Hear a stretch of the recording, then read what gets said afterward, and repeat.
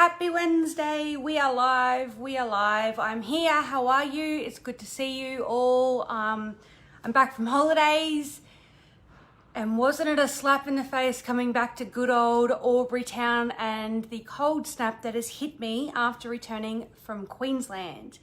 It was a quick slap back into reality after coming home from Hamilton Island to these harsh cold mornings, and back to routines, back to timelines, alarm clocks. It was an amazing time away. I sound like I'm whinging. I did enjoy myself, of course, and of course I do love coming back, but I do wish it was just a tiny bit sunnier, but it isn't. So tonight, Confessions of a Conveyancer, I'm going to talk to you about strata properties because 3 of my clients today were buying strata, so it's something that I just wanted to touch base on, because there's a couple little different trips and traps to do with strata that are a little bit different to when you buy just your normal house. So in our regional cities, our strata properties usually consist of townhouses and units, and when we start to get to our metro CBD areas, our strata properties are mostly really tall high-rise buildings. And even though there's a big difference between those type of properties, the laws are actually the same. And so you need to take a few little things into consideration. Now, generally when you buy a normal block of land, so you're just buying your block of land with your house on it, generally you own, you can't see my hands, generally you own the boundaries and you own everything on it, all the way up to the sky, all the way down to the ground. When you buy a strata property, it is a little bit different. Let's just say that this room that I am in, this is the strata unit that you are buying. You will own the insides of the walls in, but the outsides of the walls out, you will actually own with all the other owners. And that is called common property. So it's not just all the shared spaces, driveways, lifts, storage. It's not just those areas that are common property, but in a strata property, the outsides of the walls also, and the roofs, etc., are also common property. Now, in a large high-rise building, that really doesn't matter. You've got a lot of shared spaces, etc. But if you're in a strata complex where it's all single story, the units might not be joined at all. It might be, 5 townhouses that are strata property. That can really make a difference, because if the common property, so we've got our common property is on the outside of our building, there might be townhouses that aren't touching, but it's still all in a strata complex. Those outsides of the walls are common property. So what that actually means is that everyone owns them all together. If there's any structural issues on the outside, everybody is responsible for them, even though it may only be affecting one of the units. So that's the biggest thing to really remember in regards to strata, is that it's only the inside only that you will own solely. The outsides of the walls out, you will own with all the other adjoining owners in the strata complex. What that also means is that the properties cannot be individually insured. So it is one insurance policy for the entire complex that you'll all contribute to the cost of. So you don't need to have your own building insurance as well for strata. You just pay that one insurance, which will be part of your strata contributions or your strata levies, and that will be it. But it does mean, because you own the outsides of the walls with all the other owners, if it is something like your townhouses or individual units, you can't actually make changes to the outsides of those properties without getting approval from all the other owners in the strata complex. And that can be something as if you've got a unit that doesn't have an air conditioner and you want to put a swampy on the roof, or perhaps you want to have solar panels, then those solar panels or the swampies, because it's going on the outside of the building that you all own together, you actually need to get approval from all the other owners. So you just need to be a little bit careful there when it comes to strata. Now, when you're purchasing strata, it is really important that at a bare minimum, you make sure you view all the strata minutes from the last AGMs, okay? Often you get a strata report Sometimes in regional cities, it's not as easy to get strata reports because we don't have many strata inspectors. In CBD, you must get strata reports, but in regional areas, often you can't, but you can still gain access to the strata records. So it is absolutely critical that you actually obtain, before you sign anything, copies of strata minutes of the last couple of years of AGMs. And I'm going to give you some real life examples of why it's so important. It really gives you an insight into what's happening in the property. It'll have there any maintenance issues that have had, any neighborhood issues that have happened in the past. But the major ones are, you're going to be making sure that you're not going to be lugged with any nasty surprises. So to give you an example, I've had a strata property where my client was looking to purchase a strata property, so I made sure that I got a copy of the strata minutes. And as we were looking through the strata minutes, we could see that there was a $20,000 damage to the roof.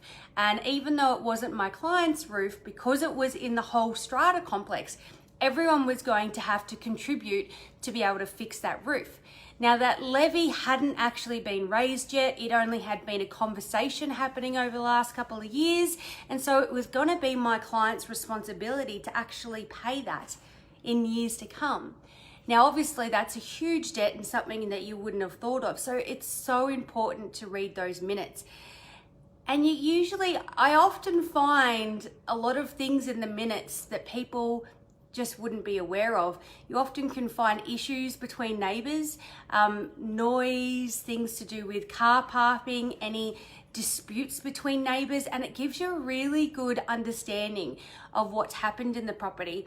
I had another one that was in Parramatta, and it was a high-rise strata building. And my client had actually signed the contract before they spoke to me. And in their cooling off period, I got them to get a strata report. And the strata report actually showed that a few years ago, a lot of the strata owners identified that there was a lot of water damage in the basements of the units. And it was established that it was some $150,000 bill. And so between all the units, it would be about $10,000-15,000 each that I'd have to contribute. But they got together and they voted that the problem wasn't such a big problem just yet. So let's look at it again in a few years. Now, my client, when I showed them that, I said to you, you have a water problem. At some stage in the next 5 years, you're going to need to contribute to fix it. And as a first home buyer, suddenly having to pay an extra $10,000-15,000 to come up to fix this water damage was enough reason for them to use their cooling off period and get out of the contract. Now, that was something that a vendor doesn't have to disclose. It's very much let the buyer beware. And getting the strata minutes is actually something that you can usually do very cheaply, like $40-50, if not for free. It's very simple to read. And the thing about strata minutes is when they're written, they're never written with the intention that someone is going to read them who's going to buy the property. So they're really transparent. They really is, the one time a year that all the owners get together and they can really voice their concerns and things they're not happy with or things that they want changed. And so it gives you a really good indication of what's going on at the property. And the main thing is, if you're buying something, you just do not want any nasty surprises. You don't want any big bills coming up in the future. And it also gives you an idea what's happened in the past. It might say that a couple of years ago, all the owners contributed to having this painted, or once a year they pay to get regular pest inspections. So you just get a really good grasp. So with Strata, you've just got to take a little bit more attention and care when you're looking at purchasing a strata property, and have a really good understanding of what that different type of title will mean for you. The good news with strata is once you are the owner of your strata property, the Office of Fair Trading has an amazing website how you can deal with your strata property when you're the owner of the property. So how you go about asking for extra meetings, how you deal with your strata manager. that is all some amazing free information that you can get from the Office of Fair Trading. We have their books in my office for free. If you want one, shoot us an email. We'll send you one out in the mail. And if you are the owner of a Strata property, it really goes through and shows your rights and responsibilities, how you deal with neighbours, what you can expect your Strata managers' roles to be and what isn't their role. So that's a really good bit of handy information to really help you break down the rules. So that's good to have as well. But it's just about, like I always say, arming yourself with information so that you don't get any nasty surprises along the way, and that you don't find yourself making any decisions based on stress or mixed emotions. So main thing with Strata again is just remembering that the outsides of the walls are really common property. You share that ownership with your other owners. And part of your pre-contract inquiries isn't just your normal pest and building inspections, but it is really making sure that you do a Strata inspection, read the Strata minutes, find out what's going on, and it also then gives you an idea to know what your ongoing costs are going to be. Another thing that I have seen a lot of, especially in CBD or, you know, high, very expensive areas, is that the ongoing costs for Strata can be exorbitant. I've seen them be $4,000 or $5,000 a year. Now, if you haven't budgeted after you have taken into account buying your home that you're going to be paying $4,000 or $5,000 a year in Strata fees, that can be really expensive. And you know, if you're in a high-rise building that has things like a garden or a swimming pool or a lift, an elevator, things like that, that of course is going to contribute to how much more your Strata levies are going to cost. If you're in a regional city that has 3 townhouses on a block with no grassy areas that are shared, you know, your levies could be significantly lower. So it's something just to know about so that you're making educated decisions.